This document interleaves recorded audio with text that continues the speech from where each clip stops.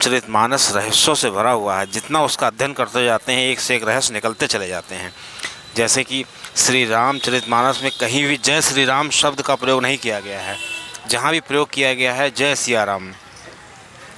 और उसी तरह बहुत से इसमें रहस्य हैं। उसमें से एक ये भी रहस्य है कि श्री रामचरितमानस को पूरा अध्ययन करने में पता चलता है कि दो जगह ऐसा पढ़ने को मिलता है कि श्रोता जो होते हैं उनकी पूजा जो कथावाचक हैं वो कर रहे हैं। मतलब अक्सर ऐसा होता है कि अगर हम कोई ज्ञान की बात लेने जाते हैं, गुरु के पास जाते हैं या जिससे हम ज्ञान अर्जन करते हैं, कथावाचक जो होता है उसकी महिमा गाई जाती है, उसका पूजन किया जाता है। लेकिन कि जहाँ पर श्रोता थे उनकी पूजन किया गया है, उसके बाद कथा आरंभ हुई है। दोस्तों, मेजर टिप सिग्नल चैनल में आपका स्वागत है। आपको जानकारी अच्छी लगे तो वीडियो को जरूर शेयर करिए और चैनल को सब्सक्राइब करिए। दोस्तों, एक बार जब श्रोता को पूजन किया गया है, वो बाल कांड में बताया गया है, जब श्री शिव जी कथा सुनने के लिए जाते हैं पार्वती सती मैया के साथ में, तो श्री तुलसी बाबा लिखते हैं, एक बार तेता जग माही शंभु गए कुंभज ऋषि पाही संग सती जग जननी भवानी पूजे ऋषि अखिलेश्वर जानी। मतलब जो अगस्त्य मुनि थे उन्होंने अखिलेश्वर जान करके, मतलब पूरे जगत के पालनकर्ता, जगत के पिता कथा सुनने के लिए आए हैं। तो क्या हुआ, लेकिन ये सब जगत के पिता हैं, इसलिए उन्होंने श्री शिव जी के पूजन किया, श्री शिव जी के चरण वंदन किया। लेकिन जब सती जी ने ऐसा देखा तो सती जी को शक हो गया कि ये कैसे गुरु हैं जो श्रोता के ही पैर छू रहे हैं।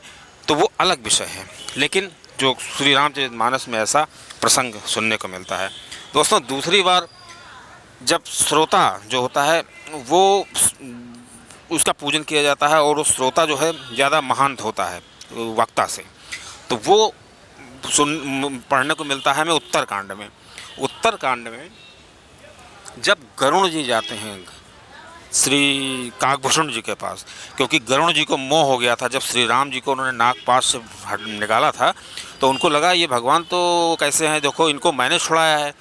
तो उनको हो गया मोह, उनको लगा कि हम बहुत श्रेष्ठ हैं।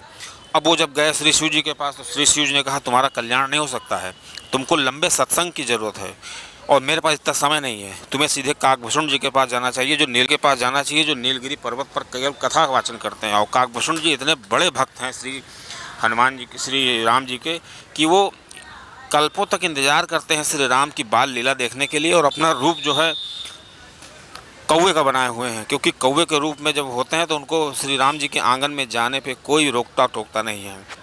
हालांकि उनको वरदान था कि वो कोई भी रूप बना सकते हैं। दोस्तों, इस प्रकार बताया जाता है श्री रामचरितमानस में, श्री बाबा ने लिखा है कि काकभूषण जी जहाँ पर कथा करते हैं नीलगिरी पर्वत पर, वो स्थान इतना दिव्य हो जाता है कि उस स्थान को देख कर, मतलब कथा सुनना तो बहुत दूर है, उस स्थान को जब वो देखते हैं गरुण जी, तो उनका सारा मोह भ्रम जो है दूर हो जाता है।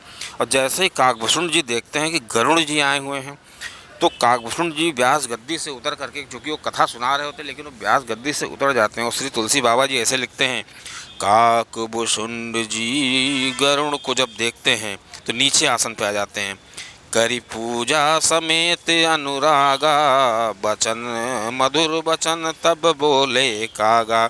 मतलब काकभूषण जी जो होते हैं वो आसन से नीचे उतर आते हैं और उतरने के बाद सबसे पहले श्री गरुण जी का पूजन करते हैं। उसके बाद श्री तुलसी बाबा लिखते हैं, मधुर वचन बोले तब कागा। उसके बाद काकभूषण जी अपने मधुर वचनों से कथा का रसपान करते हैं। दोस्तों, श्री राम की कथा में इतनी ताकत है कि वो मनुष्य के सभी प्रकार के जो संशय रूपी विकार होते हैं उनको तुरंत नष्ट कर देती है।